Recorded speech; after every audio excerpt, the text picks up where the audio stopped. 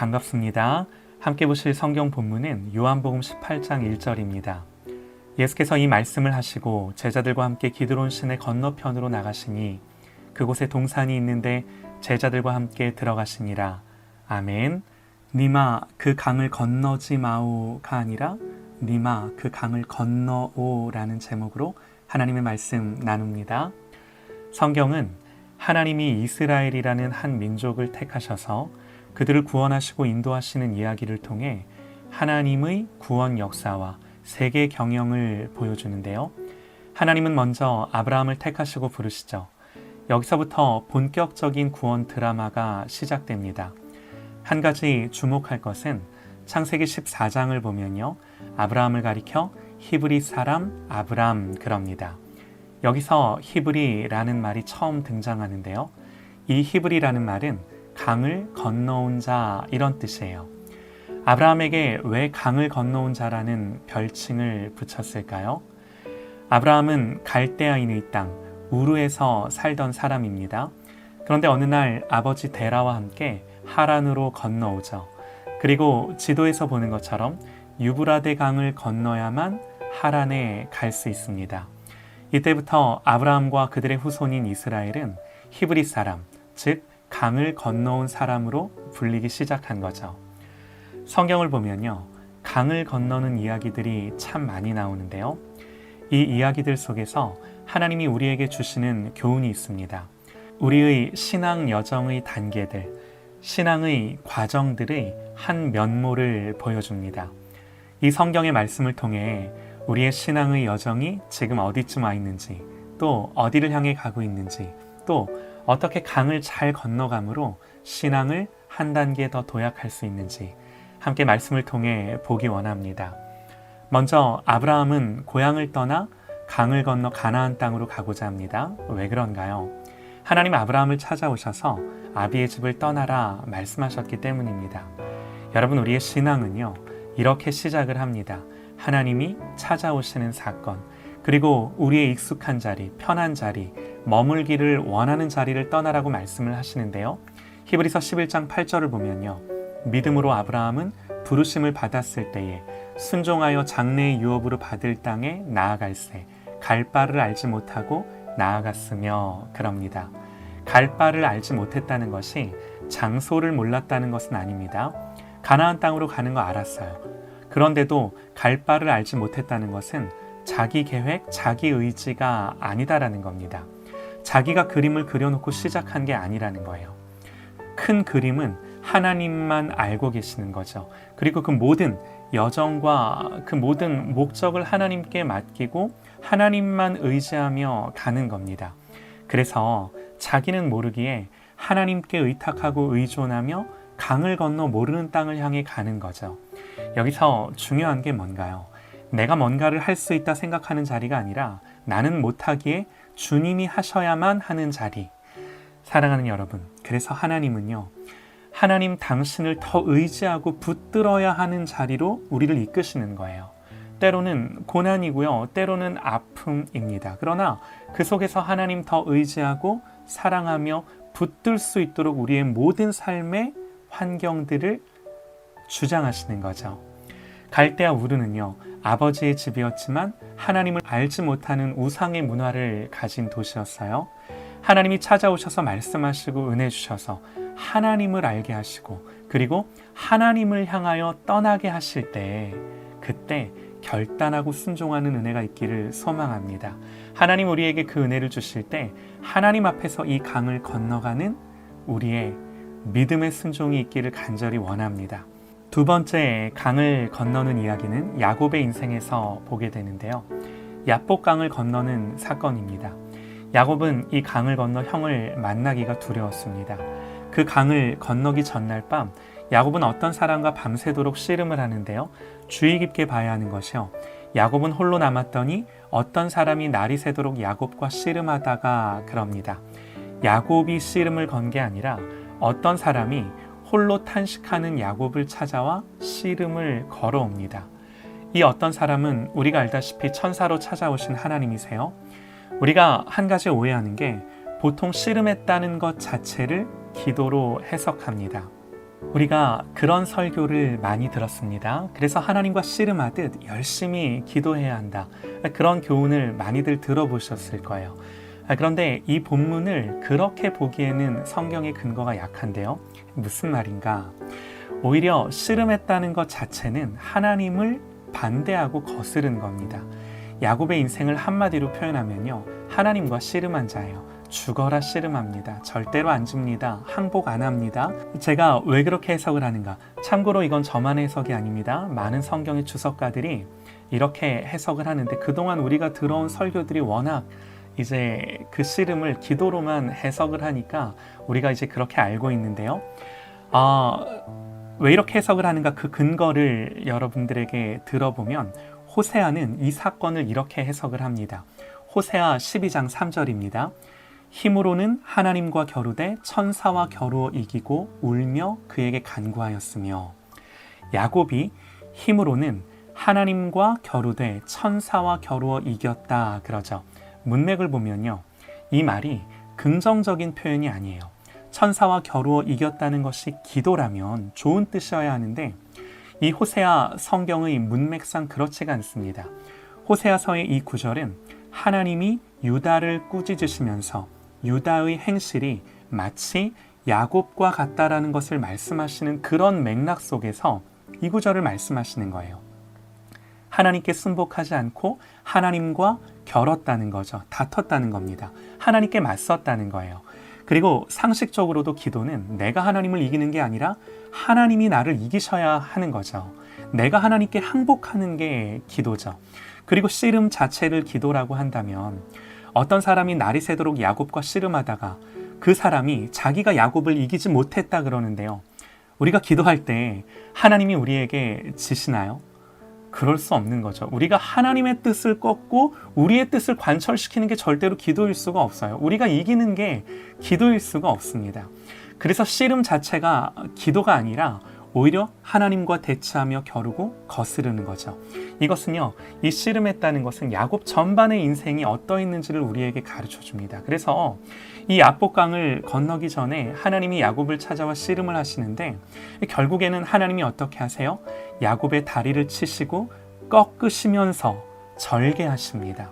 그제서야 야곱에게 기도가 나오는 거죠. 하나님을 붙들고 자기의 환도뼈를 친 그 사람을 향하여 나를 축복해달라고 비는 거죠.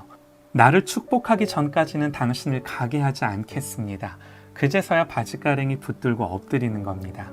그래서 야복강 사건은요, 야곱이 하나님께 열심히 기도해서 뭔가를 이룬 사건이 아니라 하나님의 열심으로 끝까지 하나님이 야곱과 씨름하셔서 그를 치시고 다리를 부서뜨리셔서라도 꺾어 놓으신 사건인 겁니다. 그리고 그렇게 하나님이 꺾으셨을 때 그제서야 날이 새려하니 나로 가게 하라. 야곱이 이르되 당신이 내게 축복하지 아니하면 가게 하지 아니하겠나이다. 그제서야 하나님 붙들고 엎드리는 거죠. 여러분, 우리는 씨름하듯 하나님과 기도해야 하는 거 맞습니다. 그러나 씨름하듯 기도하는 게 아니라 우리는 실제로 하나님과 씨름하며 살아요. 앉으려고 하고 하나님과 평행선을 그으며 살아갈 때가 너무나 많은 거죠. 그러나 소망하기는 하나님 나를 꺾으시고 부수시는 은혜의 사건과 그 은혜의 시간이 있기를 간절히 소망합니다. 그래야 야복강을 건너 베델로 가는 거죠. 그래야 형 에서의 두려움을 넘어 하나님의 뜻을 이루는 삶으로 가는 거죠. 하나님께 빨리 항복하는 이 야복의 시간이 있기를 소망합니다. 그리고 또 우리는 요단강을 건너는 사건을 보게 되는데요. 이 사건의 핵심이 뭔가요? 단지 흐르는 강이 멈추는 기적이 아닙니다. 요단은 40년 광야의 마지막 관문입니다. 그리고 이 요단을 건너면 이제는 싸워야죠. 그 싸움의 시작이 요단을 건너 가나안으로 들어가는 것입니다. 이때 이 요단을 어떻게 건너나요? 먼저 법궤를 메고 강으로 들어서는 거예요. 그리고 온 백성이 법궤를 따라 가는 것입니다. 이것이 요단강을 건너는 방법이에요. 여러분, 법궤는 하나님의 임재죠. 무슨 말인가요? 내 삶의 승리는, 싸움의 승리는 오직 하나님의 임재가 앞서는 것입니다. 전쟁은 지금부터 이스라엘의 모든 전쟁은 하나님의 임재로 싸우는 것입니다. 앞으로 가나안의 모든 전쟁이 이 하나님의 전쟁이에요. 저와 여러분의 모든 인생의 신앙 여정 속에서 오직 이 하나님의 임재로 요단을 건너는 저와 여러분 되시기를 소망합니다. 마지막으로 오늘 우리가 읽은 본문이에요. 기드론 강, 기드론 시내를 건너는 주님의 이야기가 나옵니다.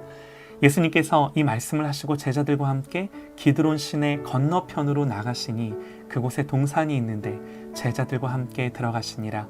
여러분, 예수님이 기드론 시내를 건너 동산에 들어가셨다 그러는데 이 동산 어떤 동산인가요? 겟세마네 동산. 여기서 동산은 예수님이 마지막으로 기도하셨던 겟세마네 동산을 말합니다. 그러니까 잡히시던 날밤 기도하기 위해 건넜던 시내가 이 기드론 시내, 기드론 강인 거죠. 예수님 언제 돌아가시나요? 6월절 양 잡는 날 돌아가세요. 그러니까 지금 예루살렘은요, 6월절을 보내기 위해 수많은 인파들이 양을 끌고 예루살렘에 운집해 있습니다. 그리고 성전 제사를 드리는데 그 당시 제사를 드린 후 모든 짐승의 피가 이 기드론 시내를 통해 예루살렘 밖으로 흘러가게 됩니다. 그때 강은요, 핏물로 흥건하게 되는 거죠. 지금 주님이 그 핏물로 흥건하게 되는 강을 건너시는 거예요. 십자가의 강입니다. 피 흘리는 강입니다. 헌신의 강이고요. 내가 죽어지는 강입니다. 말씀 그대로 한 알의 밀알이 땅에 떨어져 죽어지는 강입니다. 예레미야 31장에서요. 예레미야 선지자는 이 기드론 강을 두고 예언합니다.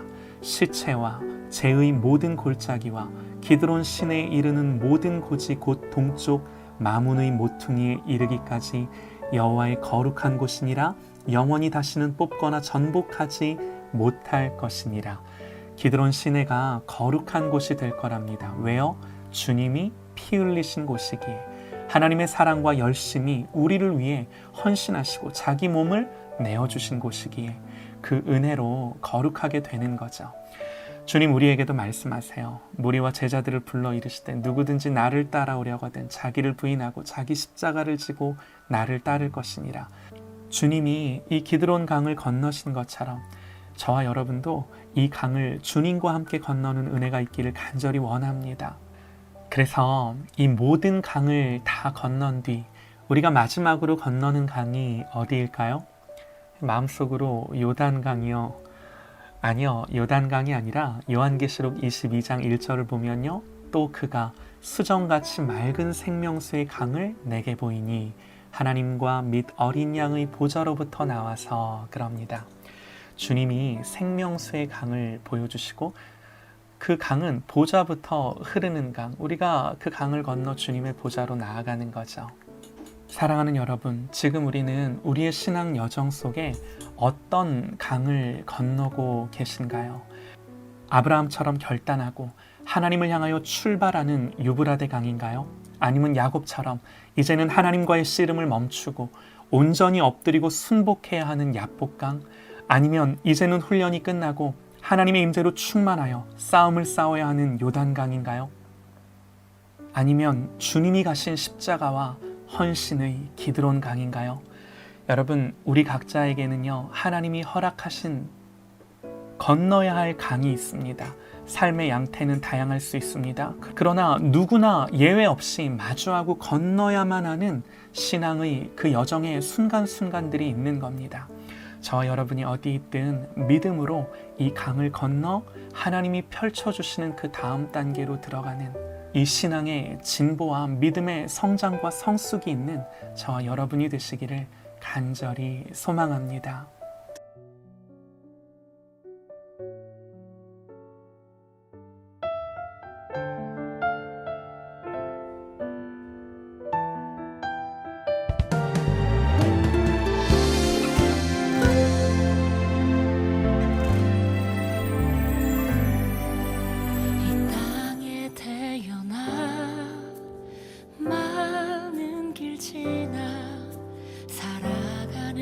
모든 순간